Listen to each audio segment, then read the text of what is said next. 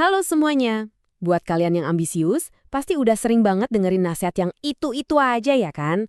Nah, hari ini kita bakal bedah beberapa ide yang mungkin agak beda, semacam pedoman buat mereka yang mau mencapai hal besar, tapi dengan cara yang nggak biasa.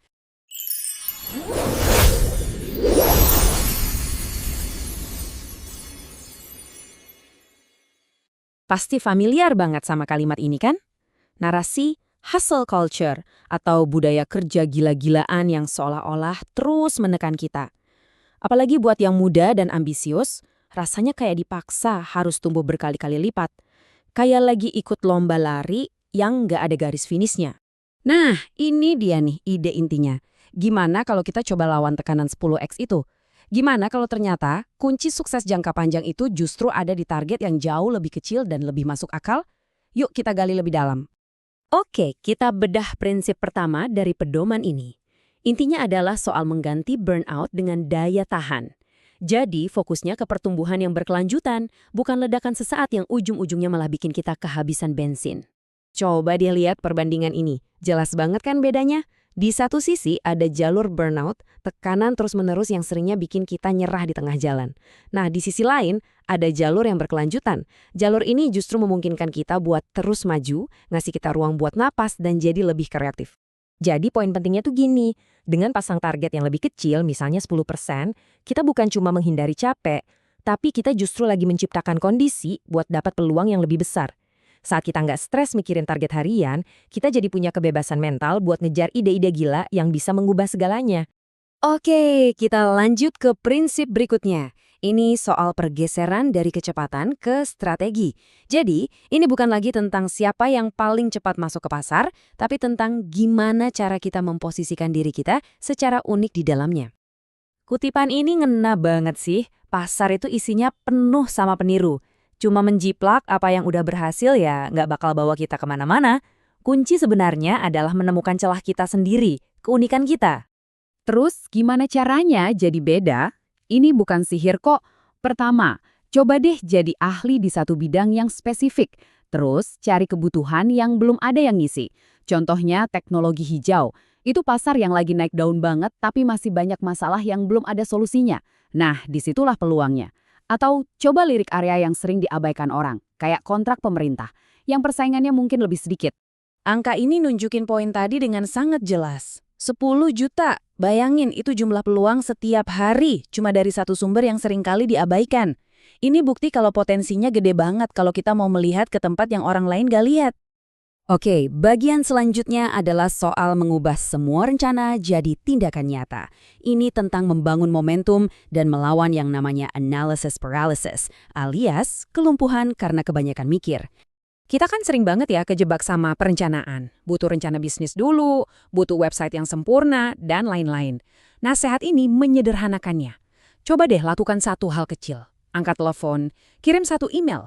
Justru hal-hal kecil itulah yang menciptakan kemajuan nyata. Ini nih intinya, semua orang punya ide, semua orang bisa bikin rencana. Tapi yang benar-benar berani ambil langkah pertama itu sedikit banget. Tindakan sekecil apapun itu yang jadi pembeda utamanya. Nah, sekarang saya mau kalian benar-benar mikirin ini. Bukan besok, bukan minggu depan. Setelah pembahasan ini selesai, tindakan nyata apa yang bisa kalian lakukan untuk bergerak maju meskipun cuma satu langkah kecil? Sekarang kita beralih ke mesin internal yang jadi pendorong semuanya, yaitu pola pikir. Ini bukan cuma tentang apa yang kita lakukan, tapi tentang bagaimana cara kita berpikir saat melakukannya. Coba deh perhatikan nama-nama besar kayak Satya Nadella di Microsoft atau Sundar Pichai di Google. Ada polanya di sini. Ada sesuatu yang unik dari pengalaman seorang imigran yang bisa kita semua pelajari dan terapkan dimanapun kita berada. Jadi, apa sih pola pikir ini? Ada cerita menarik tentang seorang perempuan bernama Sharon yang bekerja di hotel biasa, Best Western, tapi dia melayani tamu seolah-olah dia ada di Four Seasons. Kenapa? Karena dia sadar betul kalau dia punya kendali penuh atas sikap dan usahanya. Ini dia, 3 pilar utamanya.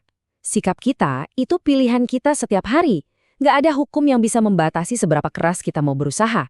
Dan yang paling penting, soal jadi cerdik, fokus cari solusi dengan apa yang ada di tangan, bukan malah mengeluh soal keterbatasan. Oke, kita jujur-jujuran sebentar. Ambisi tingkat tinggi itu ada harganya. Bagian ini membahas kenyataan pahit di balik kesuksesan yang seringkali nggak diomongin. Lupakan deh cerita sukses dalam semalam. Kutipan ini ngasih gambaran yang jauh lebih realistis. Pencapaian yang luar biasa itu menuntut dedikasi yang luar biasa juga. Ini bukan untuk semua orang, dan itu nggak masalah. Tapi kalau ini memang jalanmu, kamu harus siap bayar harganya. Poin krusialnya adalah ini, motivasi harus datang dari dalam. Salah satu narasumber kami cerita, selama 51 tahun berbisnis, dia nggak pernah sekalipun ditegur karena bikin kesalahan. Kok bisa? Karena dia selalu jadi orang yang paling siap di ruangan itu. Dorongannya murni datang dari dirinya sendiri. Kita sampai di bagian terakhir, dan mungkin ini yang paling personal. Ini tentang kesadaran diri dan memastikan kalau kerja keras kita itu selaras dengan kekuatan alami kita. Kita kan seringnya mikir kalau cerdas itu artinya jago matematika atau jago ngapalin buku. Nah, teori ini menantang gagasan itu. Kecerdasan itu ada banyak bentuknya. Seorang atlet, seorang musisi, seorang tukang kayu, mereka semua punya bentuk kecerdasan yang tinggi di bidangnya masing-masing. Coba deh lihat berbagai jenis kecerdasan ini. Apa kamu jago dengan kata-kata, bisa memikat orang dengan cerita? Itu kecerdasan linguistik. Atau mungkin kamu sangat peka sama perasaan orang lain dan bisa membangun hubungan dengan mudah. Itu kecerdasan interpersonal. Mungkin kamu bisa membangun apa saja dengan tanganmu. Mengidentifikasi di mana letak kekuatan alamimu adalah langkah pertama yang sangat penting untuk menyalurkan ambisimu ke jalan yang benar. Dan kita akhiri dengan pertanyaan ini. Coba pikirkan baik-baik. Bekerja keras pada sesuatu yang nggak cocok buat kita, itu resep untuk penderitaan dan kegagalan. Tapi, menyelaraskan ambisi kita dengan bakat alami kita, nah disitulah keajaiban yang sesungguhnya terjadi. Jadi, mana kecerdasanmu?